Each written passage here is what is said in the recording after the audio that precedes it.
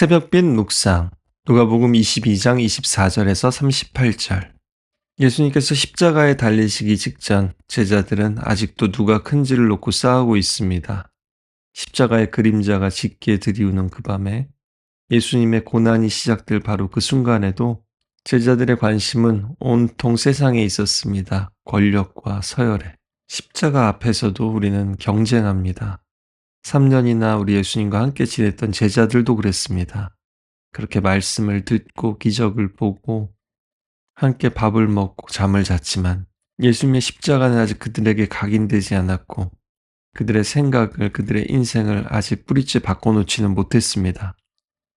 사실 예수님은 앞에서도 한번 이렇게 말씀하셨는데요. 다시 한번 강조하십니다. 세상에서 어린아이와 같이 돼야 되고 섬기는 자가 돼야 다스리는 자가 될 것이다. 로마 제국의 팍스 로마나 로마의 평화는 군사력과 칼 그리고 사람들의 희생과 피로 세운 질서였습니다.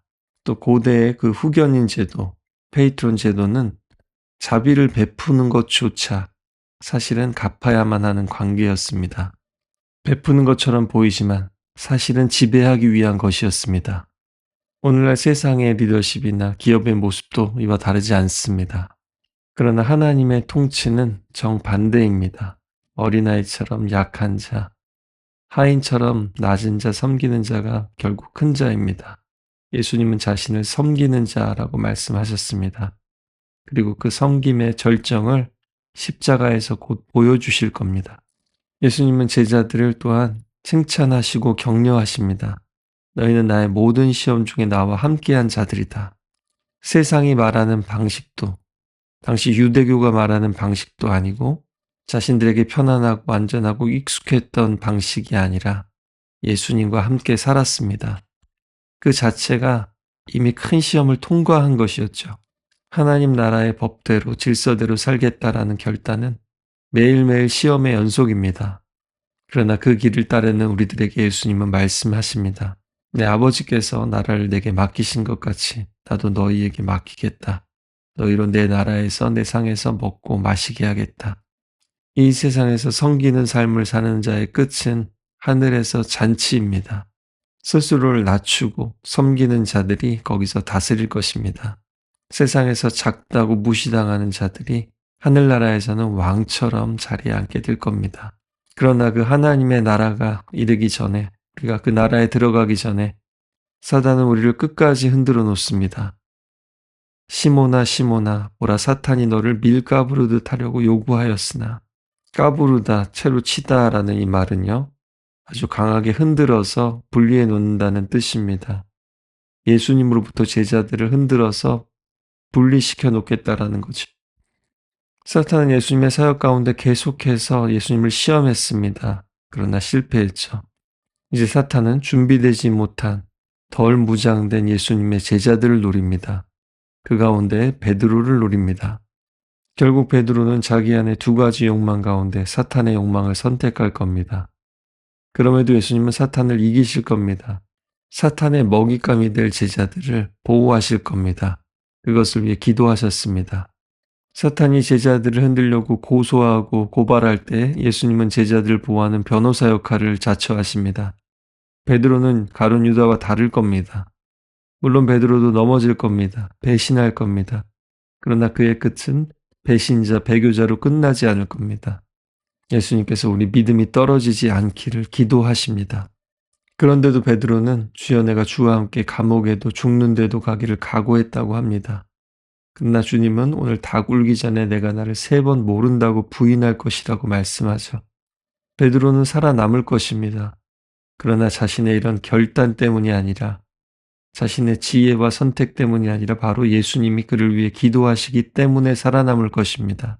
예수님의 기도가 베드로가 사탄에게 흔들리고 넘어지지 않도록 막아줄 겁니다. 나의 나된 것은 오로지 주님의 은혜입니다. 때로 기도할 힘조차 없을 때 우리를 안타까이 바라보시며 기도하시고 중보하시는 변호하시는 예수님을 기억하시고 절망 가운데서도 실패 가운데서도 다시 일어나시기를 바랍니다. 마지막으로 예수님은 이전과 다른 말씀을 하십니다. 이제는 너희 배낭도 가지고 칼도 가지라. 예수님은 그들이 진짜 칼 들고 싸우라고 이런 말씀을 하신 게 아닙니다. 제자들은 알겠습니다 하고 칼을 준비했지만, 두 개의 칼이 있다고 했지만, 또 예수님이 그거면 족하다라고 하셨지만 그것은 그 뜻이 아닙니다. 이사야 53장의 예언, 불법자의 동류로 여김을 받으리라 라는 그 말씀을 이루려고 하십니다. 이렇게 말씀 하나하나 1.1획이라도 순종하시려는 예수님을 사탄이 어찌할 수가 없는 겁니다.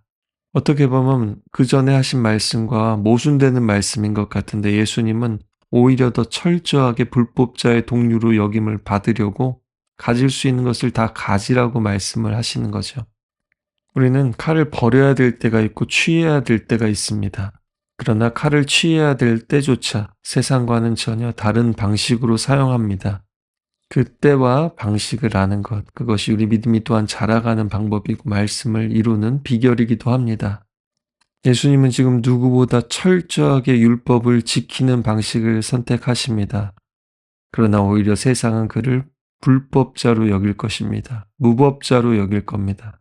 그리고 예루살렘을 입성할 때 호산나 호산나 외치던 자들이 제 예수님을 십자가에 못 박으라고 외칠 겁니다.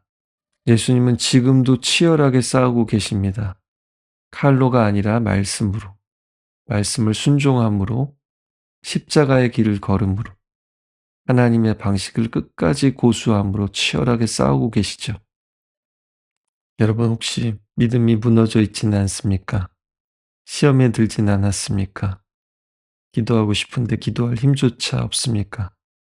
오늘도 우리의 믿음이 떨어지지 않기를 기도하시고, 또 십자가에서 승리하신 주님께서 우리를 지키시고 보호하시고 다시 일어설 수 있도록 도우십니다.